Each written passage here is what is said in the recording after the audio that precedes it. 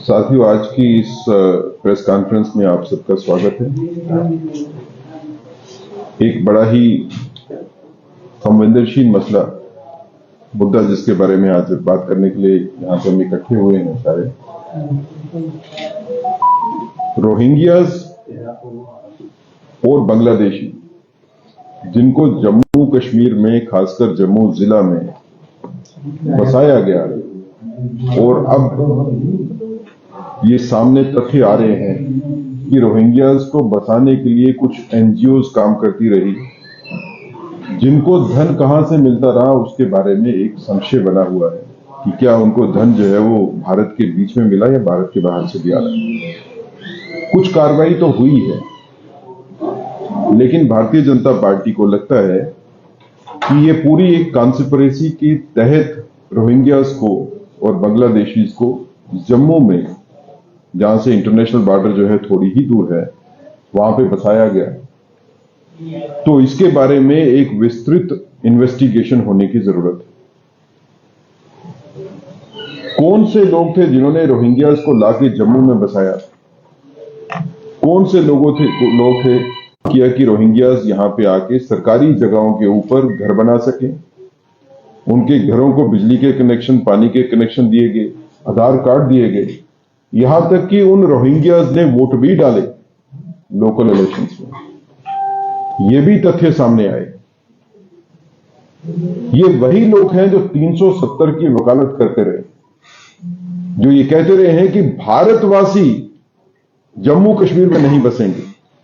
जो जम्मू कश्मीर भारत का ही हिस्सा है, भारतवासी भारत के हिस्से में नहीं बस सकते, लेकिन भारत के बाहर के रहने वाले जो इलीगल इमिग्रेंट्स हैं, जिनसे देश की सुरक्षा को भी एक बड़ा चैलेंज है, खतरा है, उनको बसाने के लिए इन लोगों ने एक राजनीतिक साजिश के तहत काम किया और इन लोगों को लाके अपने वोट बनाने के चक्कर में यहां पे बसाया।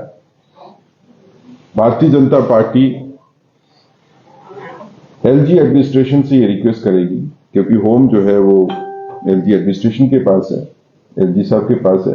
हम ये रिक्वेस्ट करेंगे कि इसमें सीबीआई एक एफआईआर लिखे और उन सर्कमस्टांसेस के बारे में, उस घटना चक्र के बारे में एक व्यापक तौर के ऊपर इन्वेस्टिगेशन हो, जिसमें ये तथ्य सामने आए कि कौन से लोग थे जो रोहिंग्यास को यहां पे लाके बसाने में रिस्पॉन्सिबल है,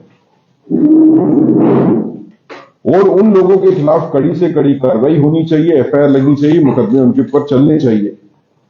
और देश को भी पता चलना चाहिए कि देश के विरोध में काम करने वाली ताकतें कौन सी हैं, कौन से लोग थे जिन्होंने देश के हित के आगे अपने राजनीतिक स्वार्थ को रखा। भारतीय जनता पार्टी ये भी कहना चाहती है कि रोहिंग्यास जिनको जम्मू में लाके बसाया गया और जिनकी बस्तियां हैं जम्मू शहर के बीच में, इनको जम्मू से बाहर खदेड़ना चाहिए, बल्कि इनको डिपोर्ट करना चाहिए ताकि अपने अपने देश में वापस जा सके। कोई दूसरे देश से आके भारत में बसने के लिए आवेदन देता है और उस आवेदन के तहत जो है कहीं कोई यहां पे आता है, तो वो एक अलग से बात है। लेकिन चोरी छिपे भारत की धरती के ऊपर आके बसना, और फिर आप अगर पिछले कुछ तथ्यों को देखें तो इन लोगों की इन्वॉल्वमेंट जो है वो यहां पे लोकल क्राइम्स में भी है, ड्रग्स में भी इनकी इन्वॉल्वमेंट है, और इनके बारे में ये भी है कि इनकी इन्वॉल्वमेंट जो है वो क्रॉस बॉर्डर टेररिज्म में भी इनकी इन्वॉल्वमेंट रही है। लेकिन किसी ना किसी तरीके से ये सब ठंडे बस्ते में डाला जाता रहा है। रोहिंग्यास को लाना यहां पे जम्मू कश्मीर में तकरीबन उसी वक्त शुरू हुआ जब यहां पे मिलिटेंसी की शुरुआत हुई 90s के शुरू में। तो एक इतनी बड़ी जो साजिश है, इसको बेनकाब करने के लिए सीबीआई की इन्वेस्टिगेशन की जरूरत है, और उन सभी ताकतों को सामने लाने के लिए और उनकी प्रोसिक्यूशन करने के लिए भारतीय जनता पार्टी कटिबद्ध है। हम ये दरख्वास्त करते हैं एलजी साहब से भी कि इन तथ्यों का संज्ञान लेते हुए इस पे कड़ी से कड़ी कार्रवाई होनी चाहिए। और जो ताकतें रोहिंग्यास को सपोर्ट करती हैं, ये इलीगल इमिग्रेंट रोहिंग्यास भी होंगे और उसमें कुछ बांग्लादेशीज भी हैं जो इनको सपोर्ट करती हैं सिर्फ धर्म के नाम के ऊपर, कि वो एक धर्म विशेष से संबंध रखते हैं। भारतीय जनता पार्टी समझती है कि ऐसी विरोधी ताकतें। जी सेठी साहब, अभी देखा गया कि सरकार ने जो बिजली कनेक्शन और पानी कनेक्शन के काटे, लेकिन उसके बाद दोबारा से जो जावेद राणा है उन्होंने कहा कि पानी की सप्लाई शुरू कर दी जाए ह्यूमैनिटेरियन जेस्चर को देखते हुए, उसको कैसे देखते हैं? देखिए, मैं ये पूछना चाहता हूं जावेद साहब से भी और एनसी गवर्नमेंट से भी कि क्या आप कानून के हिसाब से चलेंगे या कानून आपके लिए मैटर नहीं करता है? जम्मू कश्मीर में कानून है, उस कानून के तहत अगर आपने पानी का कनेक्शन लेना है, बिजली का कनेक्शन लेना है, तो आपको डोमिसाइल सर्टिफिकेट की जरूरत है। आपको लीगल पोजीशन तो बताना है ना कि आपके पास जगह का लीगल पोजीशन है। आप लीगल पोजीशन किसी के पास नहीं है, आप उसको कैसे पानी का कनेक्शन, कैसे बिजली का कनेक्शन देते हो? और ह्यूमैनिटेरियन ग्राउंड के बीच में अगर आप बात करते हो तो यूनाइटेड नेशन चार्टर है, उस चार्टर के हिसाब से डिसाइड होता है कि किसको लीगल एसाइलम मिला है। ये सर इलीगल इमिग्रेंट्स हैं। इलीगल इमिग्रेंट्स को कोई जस्टिफिकेशन नहीं है गवर्नमेंट की साइड से बिजली के कनेक्शन, पानी के कनेक्शन देने की। इनको अपनी धरती से बाहर निकालना जो है अपनी सुरक्षा के लिए भी जरूरी है। आपके अपने काम का, एक तरफ से आप कहते हो कि आपके यूथ को नौकरी नहीं है, काम नहीं है, दूसरी तरह से जो आपके यूथ काम करने की जो ताकत है उनकी रोहिंग्याज और बांग्लादेशीज में बांटना चाहते हैं। सिर्फ अगर मैं ये पूछना चाहता हूं कि अगर ये रोहिंग्याज और बांग्लादेशी जो है ये किसी और धर्म से होते तो क्या जावेद राणा साहब का यही व्यू होता? ये बिल्कुल नहीं होता। ये राजनीतिक साजिश के तहत जो है ये इस तरह की स्टेटमेंट दी जाती है और इस तरह की प्रोटेक्शन दी जाती है। सेठी साहब, मेरा सवाल है, इसके रोहिंग्या के ऊपर पहले कार्रवाई हुई थी और उनको ट्रांजिट कैंप में रखा गया सांबा में, उसके बाद अचानक इसको बंद कर दिया, क्या चाहिए इसके ऊपर? देखिए, इनको ट्रांजिट कैंप में रखना जो है वो सोल्यूशन नहीं है। रोहिंग्यास को भारतीय जनता पार्टी का अगर व्यू मानेंगे तो हम इनको चाहते हैं कि इनको देश से बाहर खदेड़ना चाहिए। इनका अपना देश है, वहां पे इनको भेजना चाहिए। ये अगर रोहिंग्यास की आप हिस्ट्री देखें तो एक रक्त रंजित हिस्ट्री है। ये अपने देश से बाहर निकल के भारत में, और मुझे एक चीज की समझ नहीं आती है, अगर रोहिंग्यास को इलीगली भी आएगा तो वो रुकेगा आसाम में, बंगाल में, उड़ीसा में, इन्हीं जगह पे ना जो उनके कंट्री के साथ है, बॉर्डर है जिनके। लेकिन रोहिंग्यास के पास क्या जस्टिफिकेशन है जम्मू में आके रुकने की? जम्मू तो हजारों किलोमीटर दूर है उस बॉर्डर से जहां पे बर्मा और बांग्लादेश है।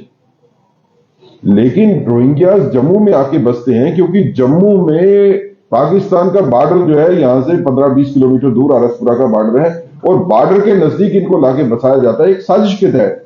अब इस साजिश में कौन कौन से लोग शामिल हैं? अब उन्होंने 30 साल 35 साल तक जो है उनको आइडेंटिफाई नहीं किया गया, चिन्हित नहीं किया गया, लेकिन अब वक्त है कि उनको चिन्हित भी करना चाहिए। और कौन सी ताकतें राष्ट्र विरोधी ताकतें हैं उनके बारे में कम से कम जनता में सामने ये क्लियर तो हो कि कौन राष्ट्र विरोधी काम कर रहा है। सेठी साहब, ड्यूरिंग इस पीरियड में आपकी सरकार है, लंबे समय तक सरकार है, उस समय तक इसके ऊपर कार्रवाई हो जानी चाहिए। रोहिंग्यास के ऊपर कार्रवाई जो है वो भारतीय जनता पार्टी की गवर्नमेंट के दौरान ही हुई है। रोहिंग्यास के खिलाफ कार्रवाई जो है वो एलजी एडमिनिस्ट्रेशन के दौरान ही हुई है। लेकिन कुछ एनजीओ की आप बात करें, कुछ ताकतें जो है वो कोर्ट्स में जाती हैं, हाईकोर्ट में भी जाती हैं, इंटरव्यू करती है, सुप्रीम कोर्ट तक जाती हैं इनके मुकदमे लड़ने के लिए।